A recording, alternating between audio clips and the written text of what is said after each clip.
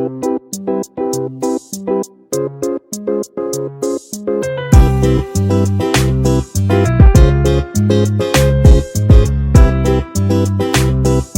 Kitchen मध्ये नमस्ते, मी बनवते मांदेल्याची मच्छी। आई किचन मध्ये नमस्ते, मी बनवते मांदेल्याची मच्छी। तर इथे आहे ना स्वच्छ धुतलेली आहे, पहिले साफ केलेली आहे, 1 ते 2 पाण्याने स्वच्छ धुतलेली आहे। त्याला अद्रक आणि लसूण, अद्रक लसणाची पेस्ट लावलेली आहे, मीठ लावलेले आहे आणि 10 ते 15 मिनिटं मी फ्रीज मध्ये ठेवलेली। आता इथे पुढची सामग्री, इथे गॅसवर कढई ठेवलेली आहे, त्याच्यामध्ये 1 चमचा तेल टाकलेलं आहे। तेल छान गरम झालं का कढीपत्ता टाकायचा। इथे कढीपत्ता छान असा तडतडला, मी इथे कांद्याची आहे ना प्युरी बनवलेली ती टाकलेली आहे।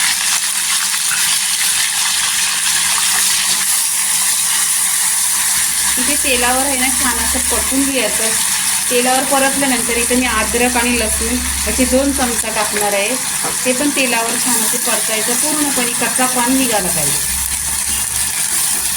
इथे आहे ना मी 2 ते 3 टोमॅटोची प्युरी घेतलेली ती टाकायची। इथे टाकल्यानंतर आहे ना मिक्स करायची, 10 मिनिटं छान असं तेलावर परतून घ्यायचं। पूर्णपणे तेलावर इथं परतलं ना 10 मिनिटं का पूर्णपणे कच्चा पण निघतो। आता मी ते 2 चमचा मसाला घेतला, हा घरचा मसाला आहे। ह्याच्यामध्ये आहे ना अद्रक लसूण खोबरा कांदा राई जिरं सगळं मसाला आहे आणि यात मिरच्या तर 4 कलरच्या मिरच्या आहेत। तर इथे आहे ना छान असं परतून घ्यायचं। इथं परतल्यानंतर आहे ना पूर्णपणे एकजीव करायचा। इथे मसाल्याचा कलर पण पहा सुरेख कसा दिसतोय आणि छान असा इथं कलर पण आलेला आहे। तर इथे आहे ना मी पाणी गरम करून घेतलेलं आहे, इथे गरम पाणी टाकायचं। गरम पाणी टाकल्यानंतर कोणतीही भाजी आहे ती लवकर होती। इथे आहे ना छान अशी उकळी काढून घ्यायची। इथे छान अशी उकळी आलेली आहे, इथे चवीनुसार मीठ टाकायचं। मीठ टाकल्यानंतर इथे जी मच्छी आहे हळदी मीठ लावलेली ती मच्छी याच्यामध्ये टाकायची।